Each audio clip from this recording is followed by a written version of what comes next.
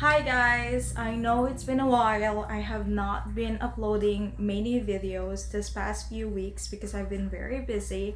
And just like what I told you, the end of the school year is almost near and I've been jam-packed with things to do. And aside from that, it's springtime, so planting season is here as well.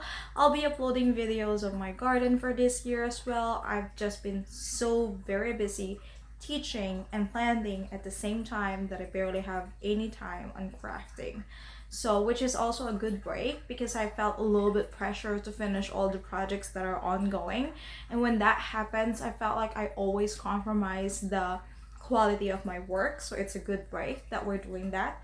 So, today we're gonna do something different. So, since the school year is ending, I have noticed every single year, by the time the school ends, I always have a massive pile of broken crayons. And I always feel bad throwing them away. And then one of my coworkers says, why don't you melt it? Why don't you melt it so you can reuse it again next year? And I was like, nah, I don't think so. There's so much things to do and all that and all sorts of that. And then finally, I decided to do it this year. So today, I'm gonna show you how I am melting my crayons and how am I reusing it. So first, I'm actually very excited about this. I've already tried out the first batch and they came out really nice. So I'm gonna show you how I melted my crayons outside our house because crayon smell isn't really very good for you. And one piece of advice, if you are melting your crayons, please make sure you use a separate pot.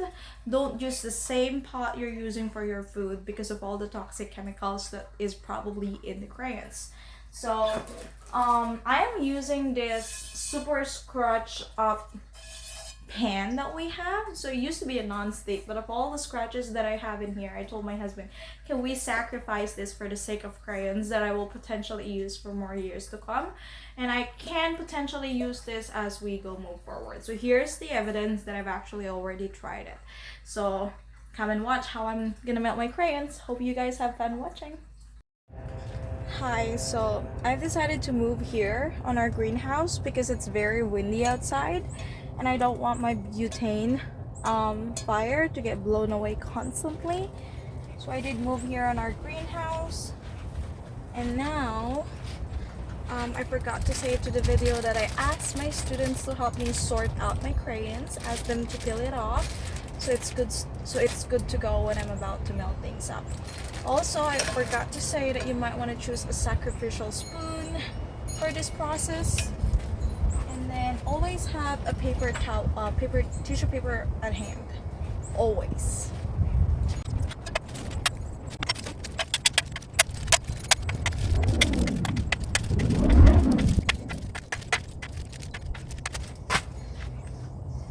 And then once you have all your crayons for your first batch, just kind of stir it up.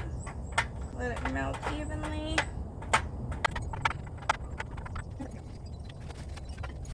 Okay, once it's all melted, now is the time to put it on the mold that will mold our crayons.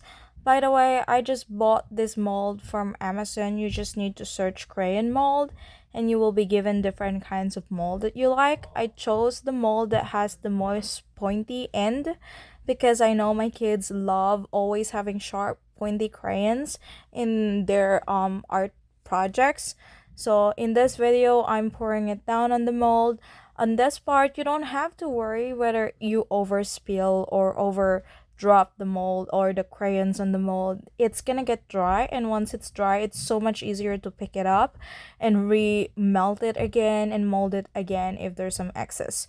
So if you were watching this video, you will probably see me spilling a lot on my plastic mat.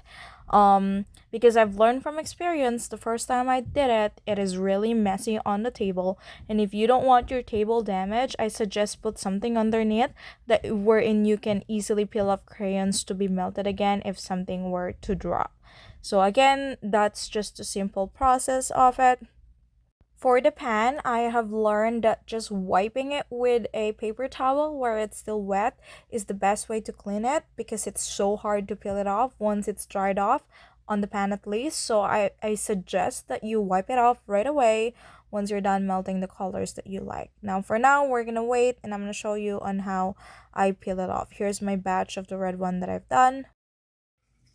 Hi guys, so now all the crayons are dry. So this is how it looks like when it's dry, and all you basically have to do was kind of peel it off just like this, and it's gonna come out. So now I have a bigger chunk of crayon for the kids.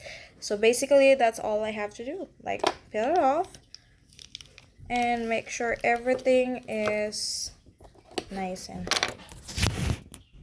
So let me just adjust the camera, peel it off.